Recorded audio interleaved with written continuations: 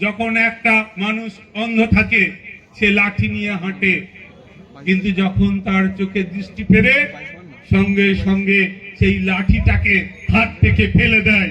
আমাদের লাঠি আমাদের নেতা সিদ্দিকুল্লাহ চৌধুরী।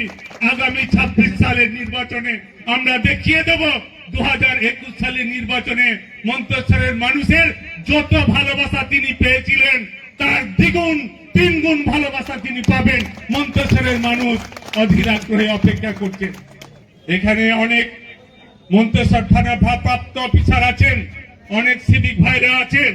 আজকে মন্তেশ্বরে নতুন ভাবে আজকে দায়িত্ব আইসি সাহেব দায়িত্ব নেওয়ার পরে আজকে মন্তেশ্বরের মানুষ আজকে নতুন করে বাঁচার স্বপ্ন দেখতে, আজকে যে অপদস্থ আইসি যার নেতৃত্বে আমাদের মন্ত্রীর গাড়ি ভাঙা হয়েছিল তার জন্য মন্তেশ্বরের উন্নয়ন পৌঁছালো।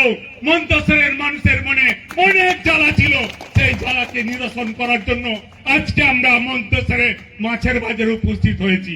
মন্তেশ্বর ব্লকের অগণিত তৃণমূল কংগ্রেস কর্মীরা আছে, তারা নতুন করে মন্তেশ্বর ব্লকে আবার সুশাসন প্রতিষ্ঠা করবে, তার শপথ দিতে আমরা মন্তেশ্বরে এই মাছের বাজারে উপস্থিত হয়েছি।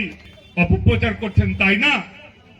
বিধায়ককে পাওয়া যায় না, বিধায়ককে পাবেন কি করে? আপনার কাজ মন্তেশ্বর পঞ্চায়েতে বসে মন্তেশ্বরের মানুষকে পরিষেবা দেওয়া।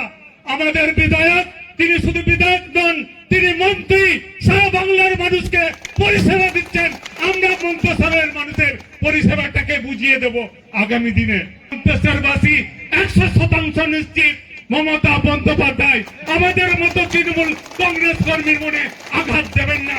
তিনি আবার পুনরায় আমাদের লড়াইয়ের নেতা সিদ্দিকুল্লাহ চৌধুরীকে পাঠাবেন। আমি